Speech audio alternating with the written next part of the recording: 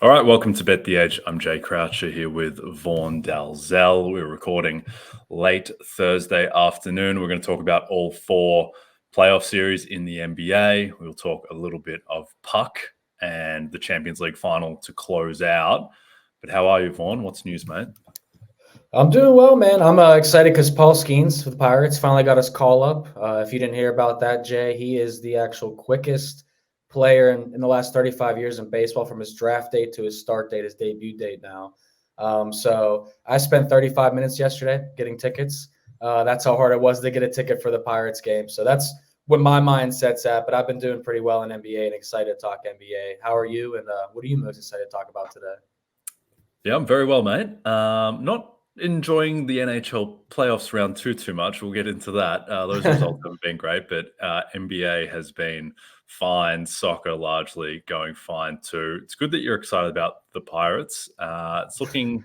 I mean, they're probably not going to contend this year. They're probably not even going to make the playoffs, but it is looking up for Pittsburgh for the first time in since 2014 or so. And Skeens is a big part of that. Compare with O'Neal Cruz and Cabrian Hayes and the Chaps as part of this new era. Anyway, let's talk about Knicks-Pacers, which had just a completely ridiculous game 2 at the Garden. The Pacers are getting blown out early. Jalen Brunson does something to his foot while the Knicks are up like 14, and then the Pacers surge back and take a 10-point lead into half, and then just completely melt. They just completely melt from there. And the Knicks, as is their wont, they turn it on in the fourth quarter. Brunson comes back, goes insane, and they win and take a 2-0 lead, although the Pacers are 7.5-point favorites in game 3, and we'll get into that. The total is 222.5. What do you think happens in game 3, and what do you think happens in the series? Yeah, well, as you know, Jay, most of our listeners have probably learned through our NBA handicapping, any team that's down 0-2 going back home for game 3 is a pretty good bet, right? First quarter, first half, full game. I wouldn't talk anyone off those spreads for Indiana. Obviously, now that the spread has gone from the 4.5 out to 7.5 because of the OG Anunoby news, that certainly isn't very ideal for Indiana Pacers backers. But I still think they can get there because it's going to be an all-out effort spot for the Pacers. And if you're looking at New York side, I think the best angle of attack would probably be running it back on a Josh Hart or Isaiah Hartenstein. We talked about these yesterday on Lunch Money Bets on our Twitter page for me and Brad Thomas. And Hartenstein is a guy that we expect to get 10, 12 rebounds a game now with no Mitchell Robinson. And Josh Hart's getting his assist numbers up against the Pacers, a team that runs an up-tempo pace of play. So you can see that he's had, 8 and 7 assists in 2 games, 15 assists on 22 potential assists. Great numbers to be backing. So those are 2 props I'm looking at here, but this is solely an Indiana Pacers spot for me. The New York Knicks are going to be fatigued, Jay. I mean, that rotation was already thin. You got minus 22 real plus minus minutes from Miles McBride last game, minus 14 from your other bench player. And now what are you going to do? Throw like Shake Milton out there?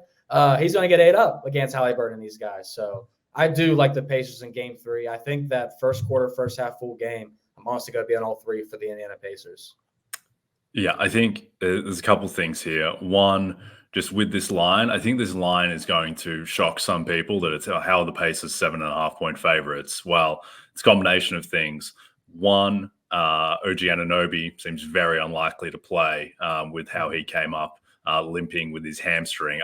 To get ruled out immediately after that, and just the way that he pulled up, he couldn't move. I would be stunned if he plays. I mean, he's probably not going to play the rest of the series, to be honest. And I would be pretty much rule him out of game 3. The other thing, too, is that the zigzag, as you mentioned, 0-2 going back home. That is an ultimate zigzag spot. Then Brunson as well. I don't know what happened to Jalen Brunson, but I don't understand the injury mechanic where he can leave with 3 minutes left in the first quarter, miss the entirety of the first half, the rest of the first half, sits out the whole second quarter, and then comes back, plays the whole second half, and just looks like better than normal Jalen Brunson. So I don't know. I'm guessing he got some work done on his foot. A little injection at halftime. I'd say that, injection is probably pretty short in the market there. So I don't know if that is either going to I don't think he is 100% to play in game 3. And by the time this drops, there may be more clarity there. But also, and if he does play, I mean, there is downside potential with his health. He may not be 100% of Jalen Brunson. The injuries like this, they can get worse. They can flare up the day or two after. So, you factor that in, and then all of a sudden, those three factors, you get to 7.5. The Knicks have like 6 players left if OG is out. They're going to have to your point, it's going to have to be Shake Milton or Alec Burks. It's going to have to be someone, because Tibbs can't just run a 6-man rotation as much as he may want to for the remainder of the series. Yeah. I think with all this injury uncertainty around the Knicks, I think that if you can find some plus 375 Pacers series out there still, I think that is a decent bet. That is on the move, though. So by the time we talk about it, it may not be there. Just the last thing I wanted to touch on here, Vaughn, with this game is that game 2 of Knicks-Pacers was a reminder to me that the live betting market just really struggles sometimes with pricing injury likelihood in real time. So last night there was a book who Pacers are up 49-43 in the second quarter. Brunson is nowhere to be seen. He's in the locker room. We're like halfway through the second quarter at this point, I think.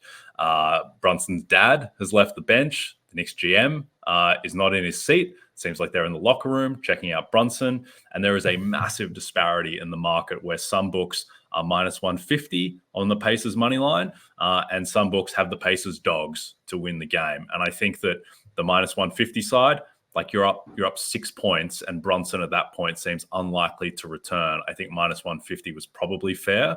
The way that a lot of these live markets work is that they are just tethered to what the pre-match closing price was.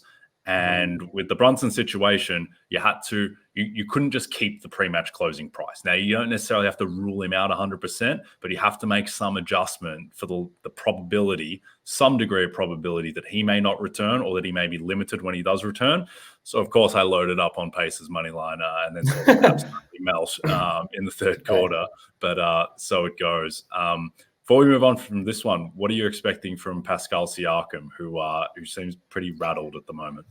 Yeah, I was pretty upset. I wouldn't use the words upset, I guess, because he was in the same game parlay for me in game 2 at 20-plus points. And, the first 5-6 minutes of that game, you're like, Pascal Siakam's back. We're not even getting Pascal Siakam. We're getting Spicy Pete.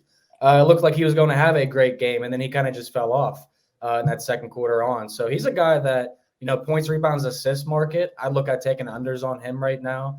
Halliburton, he was a guy I wrote about in a column along with you about who we think could be the stars this season, the postseason. I think Tyrese Halliburton was the guy I chose. So I only think his props are worth taking here. But I also want to double back on something you just said about the live market. At halftime, a lot of these games, you could find a lot of value in the player prop market. For an example, Lou Dort the other night, his starting price was about 12.5 points to begin the game. He was 1 of 6 at halftime. His line was 8.5 or 9.5 points in most places. SGA had like 22 points at halftime, Jay. I don't think Lou Dort's going to shoot many shots in the second half of that game, when they're up by 10. So you can find certain angle scenarios like that and fade the role players who aren't having any luck. And for the Knicks, I mean, if Alec Burks comes in and goes 0 for 3 in the first half, fade him, because it's Shake Milton time in the second half. And that's going to be an easy way to be backing that. Yep, no, I agree with that. But certainly someone like Tibbs will have a very quick hook. Tibbs lost faith in Dante DiVincenzo for stretches during the Philly series. So, he's not afraid of losing faith in Alec Burks or Shake Milton, whoever gets first run at being the 7th guy in the Knicks rotation. But, no, I agree with the live market. Like, the live market is it's much more vulnerable than the pre-match market is towards close, and it's just simple. Like, the pre-match market obviously has a ton of more liquidity, which helps you get more to prices representing truth, whereas with the live market, they are tethered to the pre-match market, and as soon as events happen within the game that have to force traders to reevaluate the pre-match closing price, it's just not as solid and reliable and liquid, because now these markets are not based off of millions of liquidity informing the price. They're based off of traders making decisions in real time, which are often subjective and imperfect. And so I often tell people that, like, a lot of people want to bet their opinions on, money lines and totals and spreads for major sports like the NBA and the NFL. Like, if you're doing that 20 minutes before tip, like you're probably going to lose. If you want to be doing that, you should skew towards doing that on live markets, where actually just watching the game and seeing how it is unfolding may sometimes give you an edge with things like last night with Brunson's injury. So that, yeah, I think that game was a good indication of that. Even if you're like me, and I think on the right side of that, you lost your money, but so it goes. All right, let's go to Nuggets-Timberwolves. Timberwolves 4.5-point favorites in Game 3. Total is 204.5. What's your read on this one, Vaughn? Do the Nuggets get back in this? Yeah, this is certainly a spot where you would think this is the Nuggets' all-out effort. I just can't do it, Jay. I don't know what anyone's seen from Denver that makes them think that they're going to compete in Minnesota with the size advantage that Minnesota's had with Cat, Gobert, Naz Reid moving like a guard half the time, but he's the size of the centers out there. I mean, Jokic has his hands full with these guys, and then you're getting nothing from Jamal Murray, who's been injured, KCP, and the rest of these guards. I mean, Aaron Gordon's been arguably the second best player in this series again for Denver, which is not something that you need. But routinely against the Lakers, we came on here, and I know you and Drew talked about it. Drew and I talked about it. The Lakers were getting off to very hot starts against Denver. Denver could not figure out their first quarter offense and defense. Same thing in this series. So, you see on the screen, if you're watching live, 98% of the bets are on Minnesota minus 4.5. Yeah, I mean, the entire world has saw what we saw. So I do think the Wolves are probably the team that wins this game. Now, I can't bet it myself, though, Jay, because, I think the Nuggets get swept. I can't see that happening, but we're watching it in real time, aren't we? Yeah, I mean, it doesn't look good for Denver. Obviously, losing the first 2 games at home puts them in as dire a position as possible. I do think there are reasons to believe that they will make a much better fight of it in this game than they did in the first 2 games, and there's a couple of reasons why. One, they didn't really get to live the zigzag effect between Game 1 and Game 2 because they would have been planning for Rudy Gobert, and then Rudy Gobert had a child, and then I think that a lot of the kind of game plan zigzag kind of went out the door.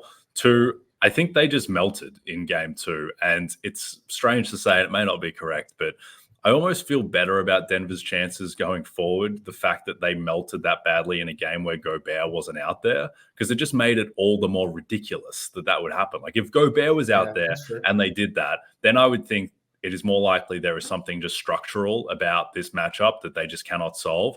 The fact that Gobert wasn't out there and Naz Reid is Naz Reid's 6'9" and he's blocking Jokic repeatedly. Like it was just a hellscape of a game for the Nuggets. And it's not like you can't just throw games out. But I do think that the series is not going to look as much like that. I don't think the Nuggets are just going to throw their toys out the pram every game going forward. And then the other thing is that the Nuggets have had 3 days rest going into this, and I think that is really significant, particularly for Jamal Murray and his calf. I don't really understand what's going on with Jamal Murray's calf, the fact that he's not limping, but he doesn't seem to have explosion, and he was able to score 32 points against the Lakers in Game 5 on 13 of 28 and look, for the most part, like Jamal Murray. So I think the Nuggets will fire their best shot, so to speak, in this game. This should be the ultimate zigzag spot for them where they're the highest seed, down 2-0, season on the line. They're going to play everyone maximum minutes. They're going to throw the kitchen sink. So I think that the Nuggets, that this should be I've bet some Nuggets plus 500 series, that type of range, just riding the upside of Murray potentially getting healthier. I don't think that this is going to close like Nuggets plus 160 money line. I think that is going to shorten a little bit. Don't feel great about it, but I'm going to be on the Nuggets in this one.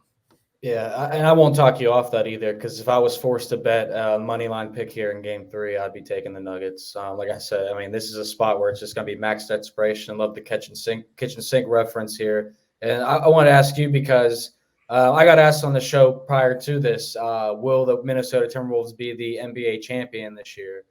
And I had to take like 3 seconds to think about it, Jay, because I'm like, I want to say yes, but I don't think so. But the Denver Nuggets are sitting at 16-1 to win the NBA championship, 8-1 to win the West at some places. Is that something too that you'll buy into, you'll sprinkle? I mean, I think in principle that like riding the upside of the Nuggets, because they are I mean, at this point, they are a very high variance team because, they won the title last year. They were the heavy favorites among the West teams coming into the playoffs. They clearly have a ton of upside, and Murray's calf just getting better gives them concrete upside. At the same time, I think it's a simple math thing of all right, 8-1 West, you can back plus 500 for them to win the series. At that point, I'd skew more towards just betting the series price. I might even prefer betting just game by game at this point too. And then I definitely would stay away from 16-1 title. They're going to be underdogs on average in the finals if they get there. Even if they do turn it all around, Boston is minus 600 to win the East now. And Boston are going to be favorites over Denver, health permitting.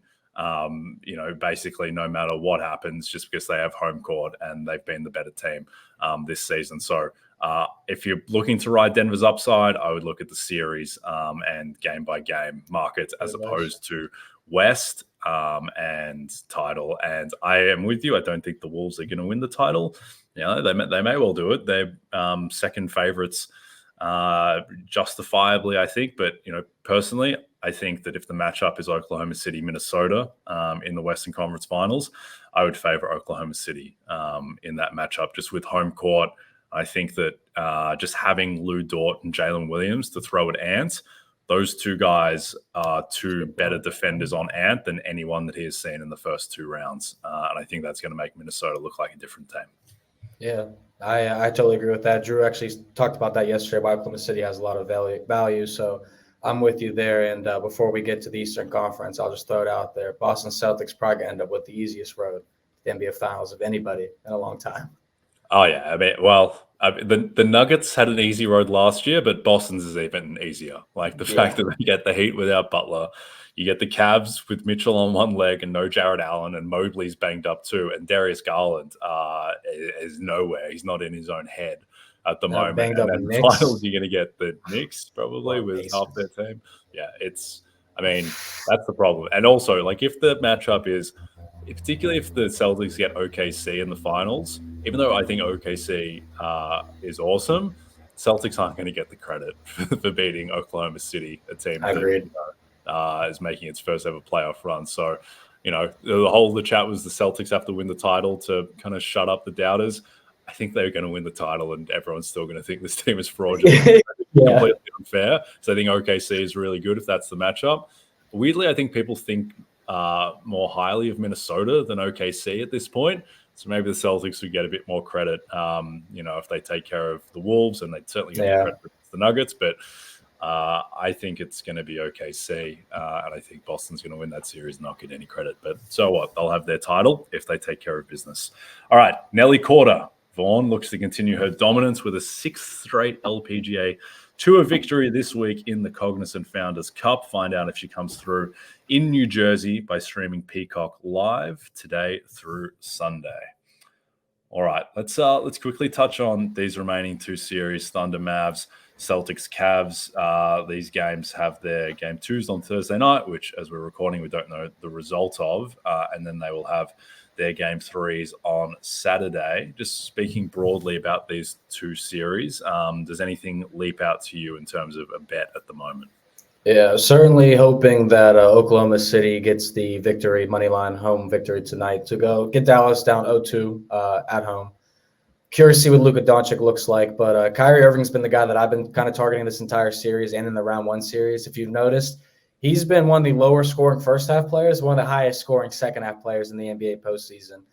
So if you're betting Kyrie Irving, and especially at that live halftime market that we were talking about in the last segment, Kyrie Irving is a guy that I've been making money on. I think that should be someone that you should be targeting. But as far as this market, the over 5.5 games was something that I liked but didn't put any money on. And now I'm kind of feeling like this is going to be a 4-1 series, Jay. And right now that is the favorite across the board at certain places, but not here. 5 games, 6 games, and 7 games is all listed at plus 210 right now. Do you have a preference on if you think this series goes over or under? Because honestly, I'm just looking for Dallas to bet them in a spot where we know they'll have a full-out effort, and then it's Thunder the rest of the way. Yeah, I would say, not knowing the game two result and expecting OKC or 5-point favorites in that one to win that, and then yeah, I suspect Dallas probably takes game 3. OKC win games 4 and 5, and it kind of goes the traditional route of a 4-1 gentleman's sweep. I think the problem with Dallas is that, one, they're just losing bodies, losing Kleber and Hardaway. And most importantly, the fact that Luka just doesn't look right. And they were at a talent deficit anyway against OKC, I think, slightly.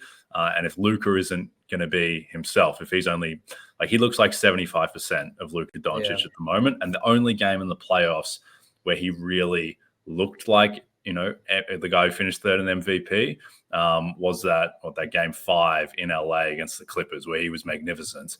But outside of that, it's been a struggle. Now, game 2, he's probably going to score 60 points and it's going to tie it up at 1-1. But I think that just with that uncertainty, the Mavs are not drawing dead in this series, but I think that OKC, I think that, minus 225, I think that has been a reasonable bet as they're up 1-0. Obviously, that's going to shorten if they win this game, but yeah, I think the Mavs are in big trouble unless Luka's knee magically gets better. Celtics, Cavs, Vaughn, tough series to talk about, really. There's not a ton going on here as we speak. Heading into game 2, the Celtics are minus 5,000 favorites. The Cavs are 16-1. Look, I think the Celtics are going to win this series. They're probably going to do it with ease. Anything you like in terms of betting the series or betting any markets around the Celtics in particular? Yeah, I think, the 4-game sweep obviously in play here. The Cavs down 0-2 at home for game 3 is not an angle that I want to attack. I know they were a better team at home, but that was also against the Orlando Magic in the series, which we spoke about a lot. That was one of my favorite bets in the first round, the Cavs to beat them. Sadly, I still have some hard feelings against Cleveland, Jay. Lost the game 7 under, 195.5. Entering the fourth quarter, live total is 181.5. Somehow lost that bet. But I think that Cleveland's offense is just gone. I mean, you have Donovan Mitchell right now, and that's about it. Darius Garland's a guy that I've been attacking. His under points and rebounds prop, I've been getting that at 18.5. He's averaging about 3.5 to 4 potential rebounds per game. And when you got Tatum, Horford, Brown, all these other guys, Derek White playing outstanding, even grabbing some boards, there's not enough to go around for some guards. So Darius Garland's been a guy that I've been fading, but I absolutely think this is a sweep.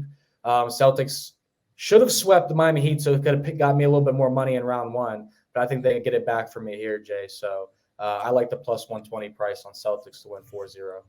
They do hate sweeping teams, the Celtics. They famously do. They really like to play with their food, notably. And like the fact that the Atlanta series last year went 6 and was like in some danger of going to a 7th game in Boston, which is completely ridiculous. Yeah. They do tend to mess around. I think the Cavs, they just don't have at full strength. Actually, I think if Mitchell was healthy and Garland was a bit better at basketball, frankly, and closer to the guy he was last year and the year before, and Jared Allen was healthy, then I think this would have been an interesting series. I still think the Celtics would have won, but I think it would have, without Porzingis, you could have been looking at a 4-2 type of series. But with how banged up the Cavs are and with the talent deficit, with just the coaching and system deficit as well, they just don't run plays in the half court. Like it's just Mitchell hero ball up against Boston's beautiful game. And I think that this is going to be over pretty quickly. Maybe the Cavs get one because the Celtics screw around. But yeah, beyond that, I don't think that Boston are going to have to expel too much energy in this one, or really in the Eastern Conference Finals at this point, where I think they're going to be average price like minus 800 if OG Anunoby is out and the Knicks are the matchup. So certainly no excuses whatsoever for the Celtics not to make the finals this year. All right. The road to the Indianapolis 500 later this month continues this Saturday at 3:30 p.m. Eastern with the Indy Grand Prix on NBC and Peacock. Find out who takes the checkered flag at the Indianapolis Motor Speedway road course, Vaughn.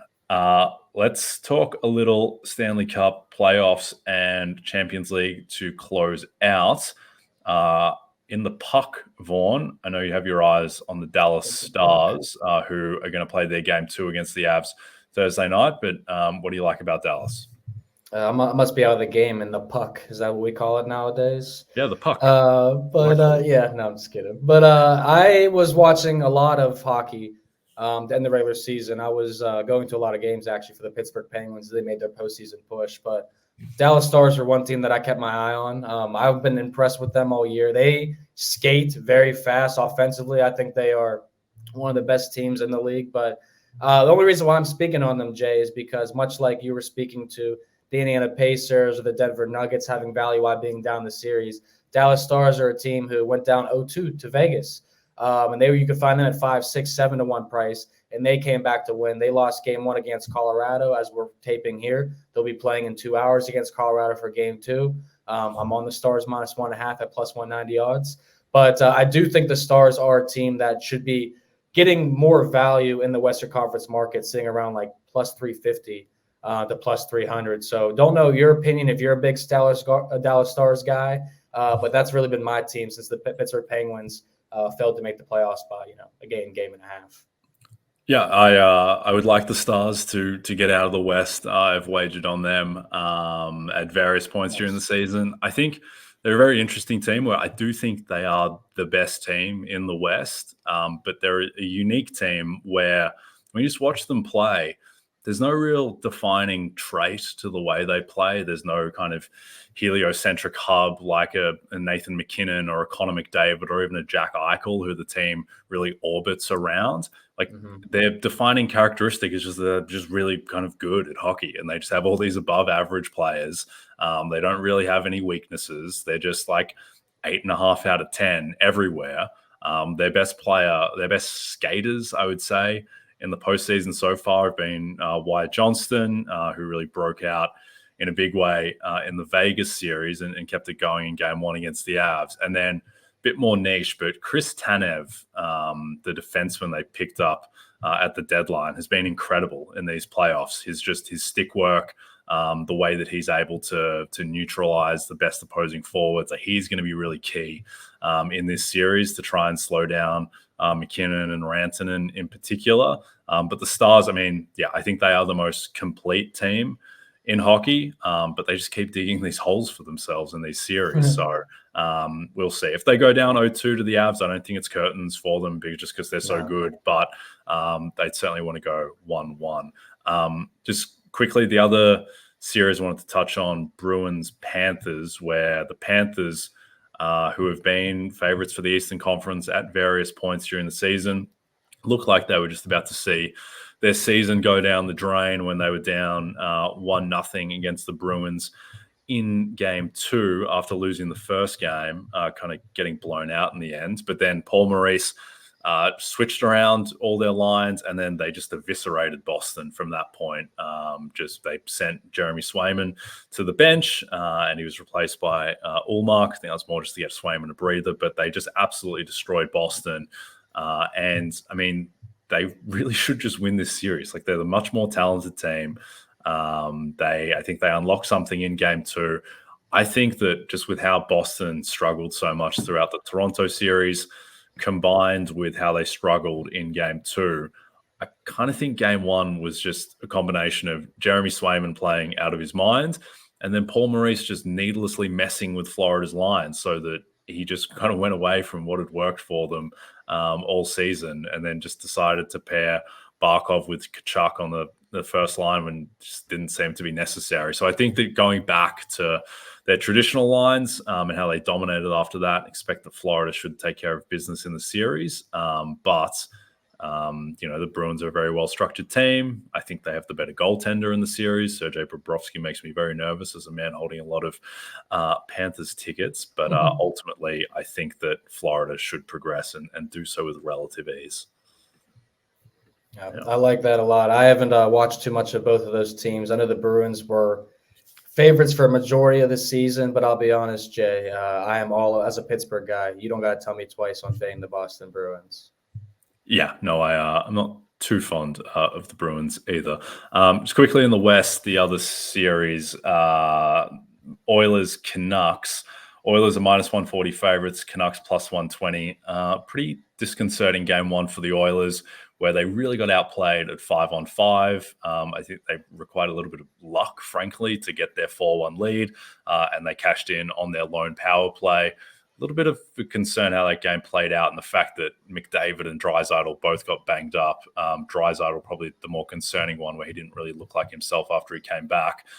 So I think that is really just a wait and see on the health of those two stars. I think the Oilers, I mean, they should have enough talent to pull through against Vancouver's third string goaltender, but a little bit concerning how that went down. So not crazy optimistic about the Oilers, but they should have the talent in the end. Let's close out with a little Champions League chat. Vaughn, I hear you're not too happy with the Champions League after what went down in the semis. No, I had some nice long shots, but Brad Thomas got me on PSG. It's 16-1 and 20-1. And then a couple other bets, 50-1 and 61 long shots. So I was pretty upset to see PSG go down, but from what I've heard, Real Madrid's been on quite the tear. Is that true? Yeah, I mean, their semifinal triumph over Bayern was, I think, for Bayern, that is one of like the 3 or 4 worst soccer losses I've seen from a team in my lifetime. The fact that they were 1-0 up with 88 minutes gone, and then they cough up the equalizer. They cough up the goal to go down 2-1, both to Joselu, who scored with these only 2 touches that he had in the Bayern box.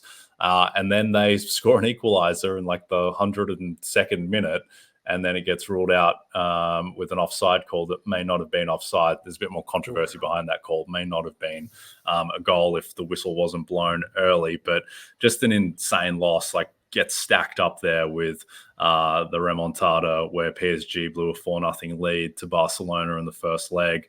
The worst loss will always be Milan losing a 3-0 lead to Liverpool in the 2005 Champions League final in Istanbul. That will never be touched. I think you can never have a loss worse than that, given the stakes. But this one was right up there. And now we have a final, Madrid-Dortmund, where Madrid are heavy favourites to lift the cup at -350. Dortmund is +250. Not expecting Dortmund to lift the cup here, Vaughn. I think that they were very lucky to get through against your beloved PSG. PSG hit the woodwork 6 times across 2 legs. I think they completely outplayed Dortmund, but Dortmund were plucky and they dug in and they rode their luck, and they are in the Champions League final. But I think the run ends here.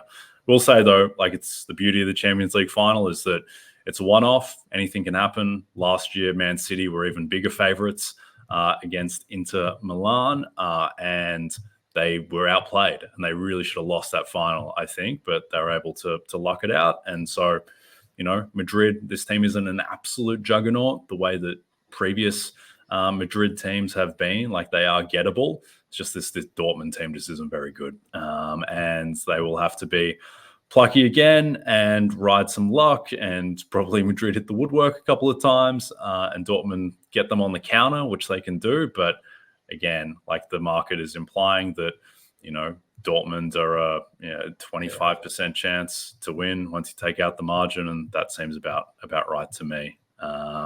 So not expecting a massive game, but could surprise like last year. All right, Vaughn, anything you want to plug, mate, before we log off? Saturday, get your Paul Skeens strikeout props. Make sure you get his Rookie of the Year price, and make sure you get the Dallas Stars, Jay, because they're going to win the West, my friend. Okay, I certainly hope they do. All right, we are done. Don't forget to check out NBCSports.com for more information to help you with your wagers. Thanks to those of you watching on the NBC Sports YouTube channel. And if you're listening to us in podcast form, don't forget to rate and subscribe. Also, a reminder to find all your favorite NBC Sports shows on Amazon Music. Just head to Amazon.com/NBC Sports. From Jay Croucher and Vaughn Dalzell, we'll see you soon.